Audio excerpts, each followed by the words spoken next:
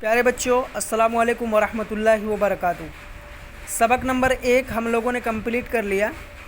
یہ دیکھیے سبق نمبر 2 اخلاق النبی صلی اللہ علیہ وسلم۔ اخلاق النبی صلی اللہ علیہ وسلم۔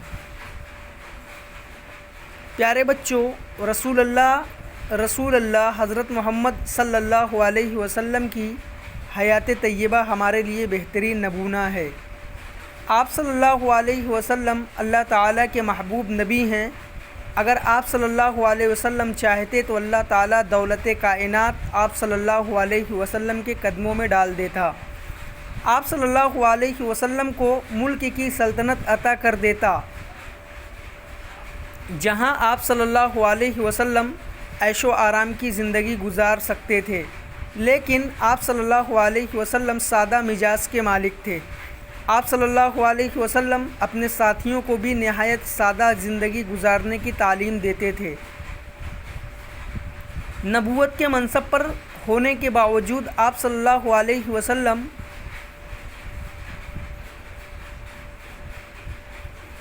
اپنے چھوٹے بڑے کاموں کے لیے کسی کو بھی حکم نہ دیتے تھے۔ آپ صلی اللہ علیہ وسلم اپنا کام خود کرنا پسند فرماتے۔ ہمارے پیارے نبی صلی اللہ علیہ وسلم اپنے کپڑے خود دھو لیتے تھے۔ پھٹے ہوئے کپڑے اور جوتے اپنے ہاتھوں سے سی لیتے تھے۔ بازار سے گھر کا روزمرہ کا سامان خود ہی اٹھا لیتے تھے۔ گھریلو کاموں میں بھی سرکار دو عالم صلی اللہ علیہ وسلم ہاتھ بٹاتے تھے۔ آپ صلی اللہ علیہ وسلم رشتہ داروں، دوستوں، یتیموں، بیواؤں اور مجبوروں کی مدد کرنے کے لیے ہر دم تیار رہتے تھے۔ کوئی سائل گھر کی چوکھٹ سے خالی ہاتھ نہ جاتا۔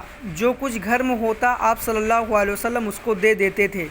پیارے نبی صلی اللہ علیہ وسلم اعلیٰ اخلاق صفات کے مالک تھے۔ صرف دوستوں اور رشتہ داروں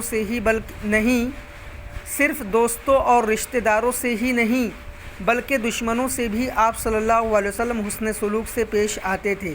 کبھی اپنے دشمن سے انتقام نہ لیتے اور نہ ہی بد دعا کرتے۔ دشمنوں میں چاہے آپ صلی اللہ علیہ وسلم کے رشتہ دار ہوتے یا قبیلے کے عام لوگ، ہر کسی کی تکلیف کو برداشت